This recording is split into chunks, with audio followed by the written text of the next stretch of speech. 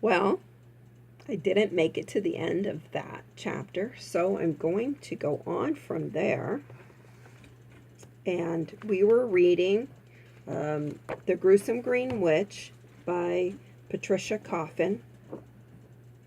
And we are in chapter 2,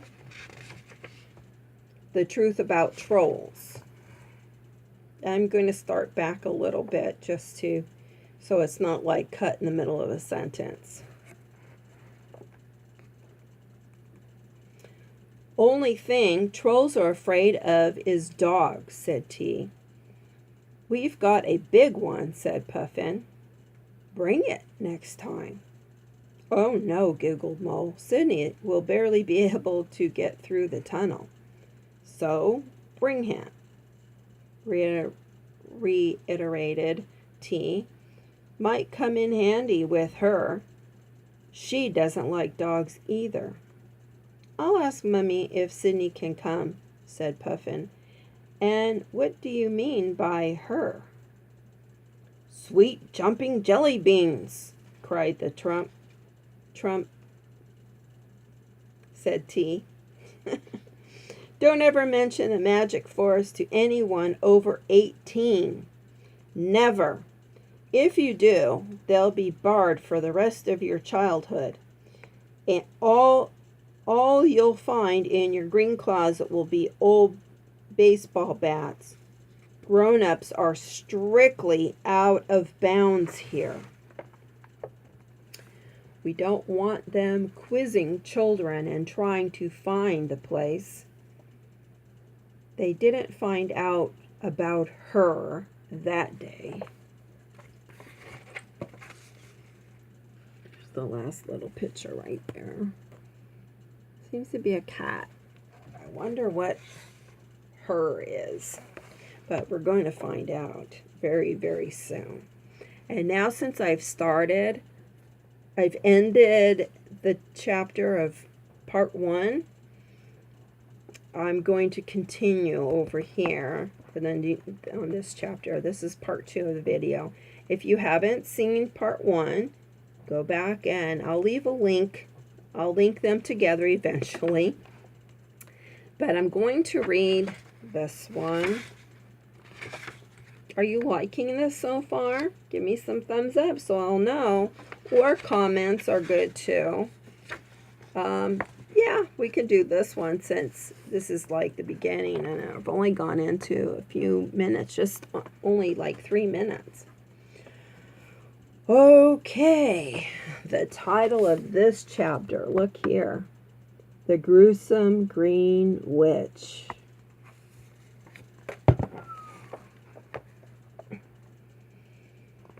Puffin's mother could not understand what the girls found to do so long in the green room. Their homework wasn't supposed to take up more than an hour and a half at most, yet Puffin and Mole had been shut up in there for 3 hours the first time. The next weekend, Puffin stayed in there alone for more than 3 hours. Alone with the dog, that is. And instead of running as he usually did when Mrs. Slater let him outside, Sydney asked to come right back into the house again and flopped down in front of the fire as though he had it. That means he was tired. Homework all done? Asked Mother brightly as she slid a peanut butter and jelly sandwich under Puffin's nose. Said Puffin. Can I watch TV after supper? If your homework is all done, said her mother. Oh, sugar, said Puffin, for reasons of her own. Not even one smidgen of her homework was done because that was the Saturday that she met the Gruesome Green Witch. She had no friend visiting that weekend, and she was glad. T had suggested bringing Sydney. In the first place, when she opened the closet door, she was sure she would find that she was She had dreamed the whole thing about the tunnel and tea and the trolls. She must have. But there it was, all grassy and furry and ferny, with soft little earthen path down the middle and bluebells along the edge. Sidney's eyes popped and his nose twitched and his tail started thrashing the sides of the closet, or rather tunnel, till there were so many bits of grass and leaves flying about that Puffin sneezed 3 times. "Be quiet," she told him, hanging on to his collar as they squeezed down the passageway toward the glimmering, shimmery magic forest. "Hi," said T, who was sitting cross-legged on the mushroom smoking his pipe. "Thought you'd be along. Where's Mo?" "Wow, is that a dog or a horse?" Sidney's whole figure was emerging from the tunnel in a crouching position, as though coming from under a fence. When he stood up, he did rather look like a horse or a cow compared to the rest of the scenery. "This is Sidney, our Great Dane." Great Danes are very big dogs. If you haven't seen one before, go look one up. They're very big. "This is Sidney, our Great Dane," said Puffin proudly. "When he wags his tail, he knocks my mother's African violets off the coffee table. And when we want to give him a good run, we have to lead him from the car. He goes so fast. He also gets lost easily and doesn't understand about other people's flower beds. He walks on them, so he is always being put in jail by our dog warden." "Sounds slightly stupid, but he has his uses," said T. "Now we can roam the forest with no fear of trolls. One look at Sidney and they will be troll long, ha ha ha." "What's in the forest?" Puffin wanted to know. "Look, lady, it would take me all day and night to tell you what's in the forest. Let's take a walk. Let's take a look-see. Mind if I ride Sidney?" He hopped right up on Sidney's back, sitting there sideways. "Giddy up," he said. And Sidney took off. "Stop, stop," cried T. "Come here, Sidney. Heel," called Puffin as she tried to catch up with Sidney, who was galloping gaily down the tree-lined alley, all speckled and sunlit with shadow. There were butterflies tumbling in the air, and butterflies singing in the trees, and rabbits hopping around just like an illustration in a children's book. Sidney had never learned to heel, but had a rough idea what it meant, so she put on the brakes. That is, he stopped running with all 4 feet at once, so T was pitched over his head and landed, fortunately, on a mossy bank. Moss is very soft. "Lousy driving," grumbled T. "In fact, erratic. Let's try again." And he got right back up like a good sport. This time they walked. It was beautiful. The farther they got into the forest, the duskier it grew. Not dark, just mysteriously dusky. The sky looked purple through the trees, and the shadows were lavender and mauve. "I hear a sound like a tea kettle whistling," said Puffin. "That is no tea kettle," said T. "That's the gruesome green witch, humming to herself. She must be around somewhere. Just as soon as not tangle with her." "Why? Is she horrible?" "No, She's beautiful, but what? Not the kind of person little girls should hang around with. She couldn't do you too much harm, even if you drink her vile tea. What happens then? First of all, it tastes like rotten eggs. Like rotten eggs smell. And secondly, it does have one permanent effect. A permanent what? Little girls who drink the gruesome green witch's green tea felt a freckle on the tip of their noses for the rest of their lives. But what's a freckle? It is the fathers and brothers that she really is after, rotten witch. What do you mean, rotten? Want to see, Miss Curiosity? You'll think she's divine until you see her back. Her back? Yeah, her back. They're all passing a huge oak tree as he said this.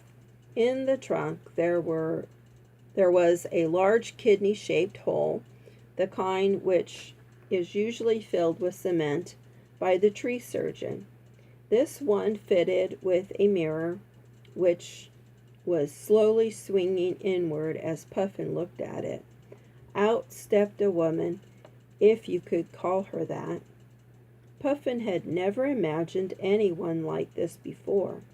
She was all green, but she was gorgeous. She was slim and tall, long hair flowing to her knees, and she had on a loose silk robe that seemed to fit her and not fit her, like a sheer wet sheet. She had enormous cat-like eyes and sweeping lashes. Everything was green. Her skin was pale green, the color of avocado flesh. Her eyes were green, like great green grapes, and even the whites of her eyes were a bluish green. Her hair was like fine green seaweed. In fact, it was seaweed, for it smelled briny. Her nails were olive green and probably nail polish, because her lips were pale green of apple leaf in spring. Only her teeth were white. She was smiling a mother-of-pearl smile that made Puffin feel as though she were standing on moonbeams. "That's her," whispered T. "Be polite and get away as fast as you can without hurting her feelings. And whatever you do, don't, for heaven's sakes, ever let her catch you seeing her from behind, or you'll regret it." "Hello, little girl. Won't you come in and have some tea with me?" said the gruesome green witch, sounding like a tea kettle herself.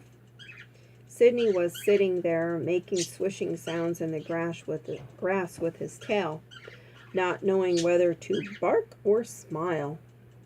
I stammered Puffin, looking around for tea. He wasn't there. She thought. He's scared. I wonder if I ought to be. "Tell your dog to wait for you out here. No dog will ever be my best friend.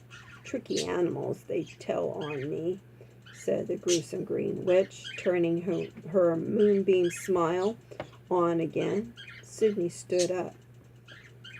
"Arf!" he said.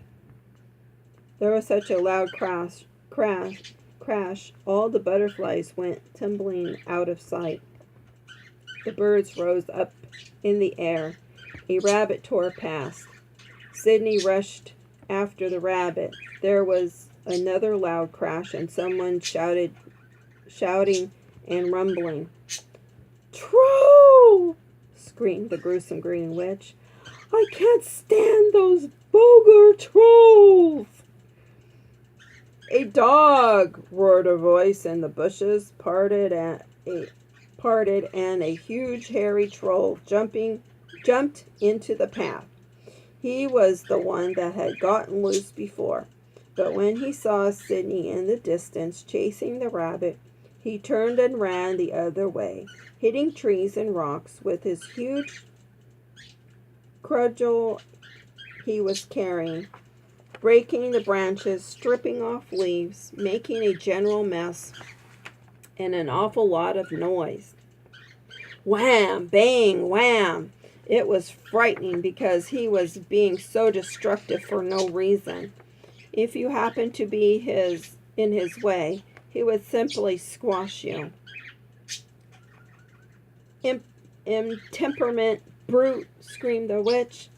"Won't you come to tea?" Puffin was amazed. The troll stopped running and looked around. The gruesome green witch was giving him a moonbeam smile. His mouth fell open. He dropped his cudgel and started to grin like a gorilla. He licked his lips. He was more horrible than ever. "Come with me," she sing-sang, and the big stupid bewitched, for that was what he was, troll, started walking slowly toward the gruesome green witch. As she did so, she started walking backward to the oak tree, drawing him on, smiling and smiling. He followed her as though she were reeling him in. Then in the oak tree mirror, Puffin saw the witch's back. She gasped and went, It was gruesome, all right. It was also ghastly. The beautiful witch was all hollow and rotten and running with green ooze.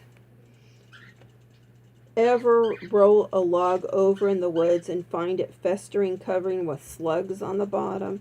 Well, there were slugs and slime and jagged hollow that was her back. It made you sick to look at it. There's no pictures.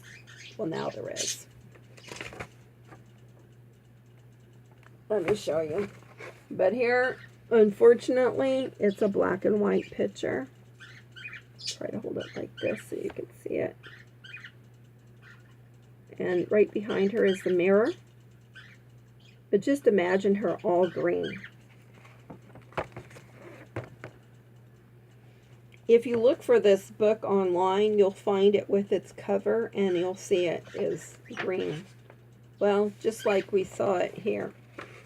It was in this picture.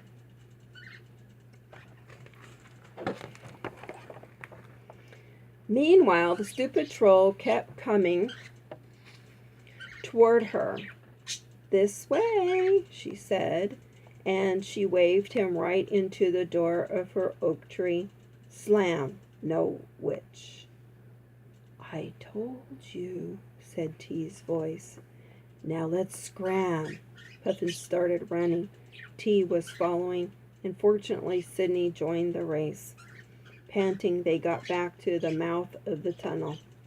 Why did she ask the troll to tea? Why is her back like that? What was she going to do to me?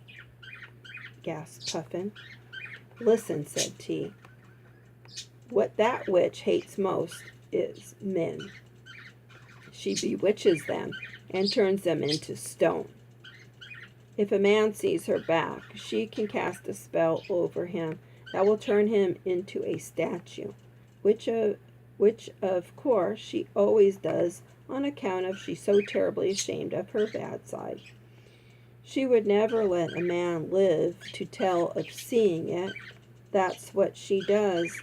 That's what she's doing to that dumb troll right now. You should see her house. It is like a museum full of statues. Oh, T, I might have gotten you for her coffee. She might have gotten you for her coffee table. Where does she get all the men? She hunts the edges of the forest and woods where her greenness is a perfect disguise. She lures farmers from the fields and woodsmen from their sawmills and golfers from their game. She once captured a whole prep school soccer team practicing in the field up in the Berkshires. What did she want with me? She likes to show off her collection, that's all. But if she knows you've seen her back, she'll want revenge. No, no, said Puffin, pushing Sydney into the tunnel. I don't want a freckle on the end of my nose when I grow up. And that is why Puffin did not have time to get any homework done that weekend either. Unlike human time, magic forest time is elastic. An adventure that seems to stretch out for hours may take all of 5 minutes of human minutes, the way they say it is with our dreams. On the other hand, some magical experience that seems to happen in a flash can go way over time by human parental standards. Puffin was to learn more about that. Well, I'm going to put this envelope there. What did you think of that story so far? It sounds to me even a little bit like The Lion, the Witch, and the Wardrobe, where Lucy goes into a wardrobe and out into Narnia, and she finds Thomas. If you've never heard of that story, it is a movie and you can watch it. I thought that I would cut out a little bookmarker here. Just a quick and simple, easy one.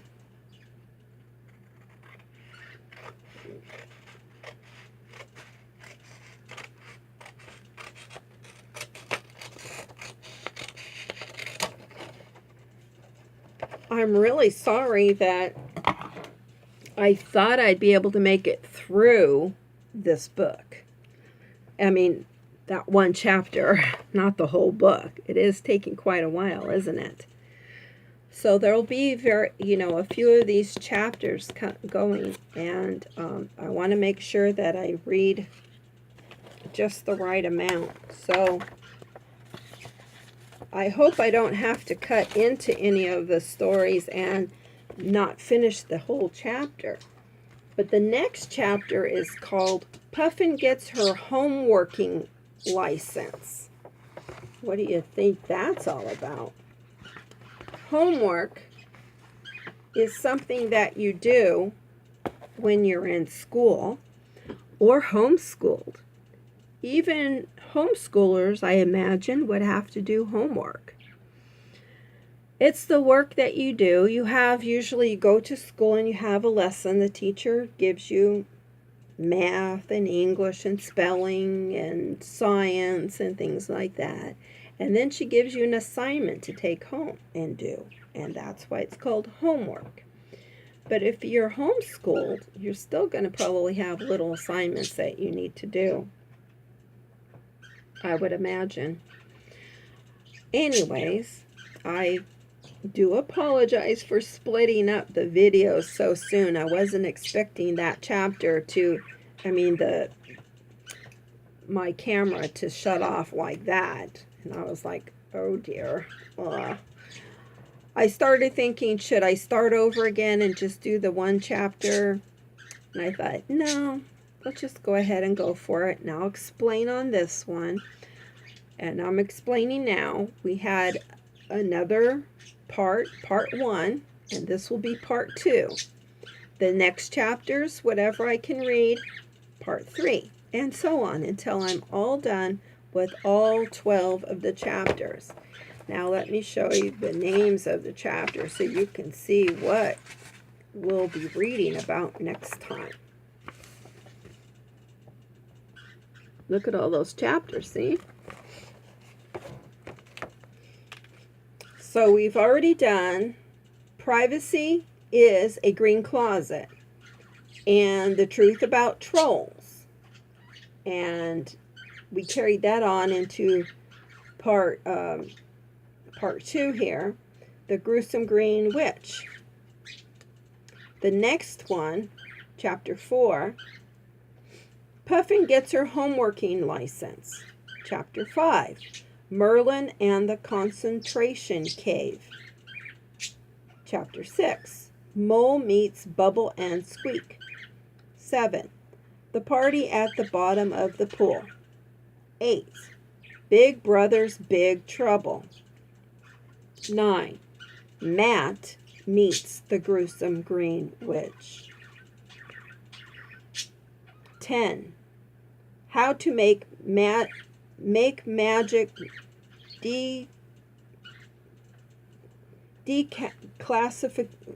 declassifying potion.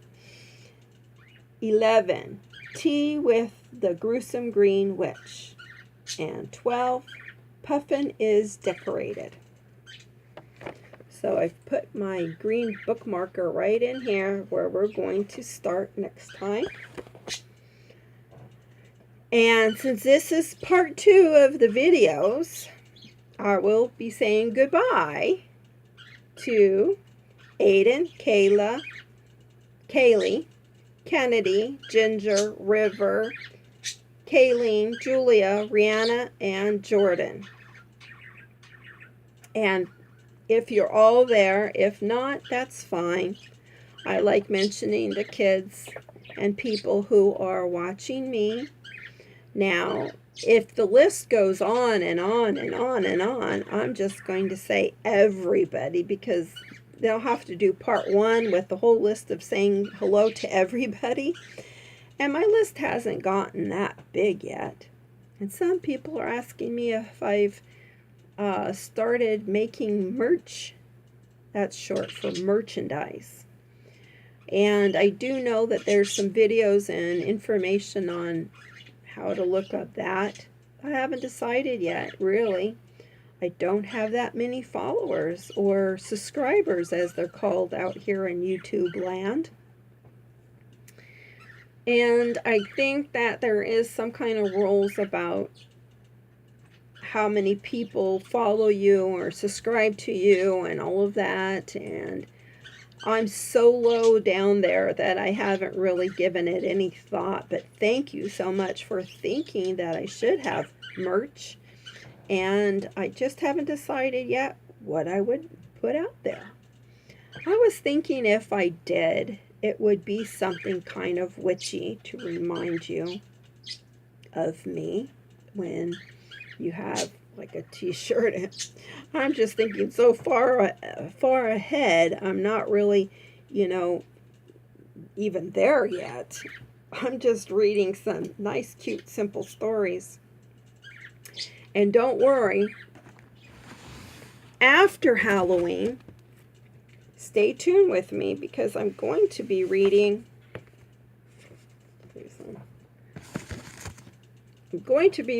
my book, The New Colorful Creatures. See, it's got my name on it. It doesn't say Witch Nikki. But for those of you who know, it is by me. It has my picture right there. And the illustrator right there.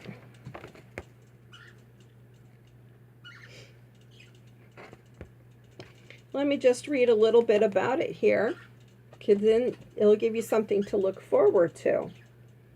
Grandfather sat and contemplated the coming winter and how sad the children would be with nothing to play with. Grandfather made a special pouch and placed colorful things from nature within it.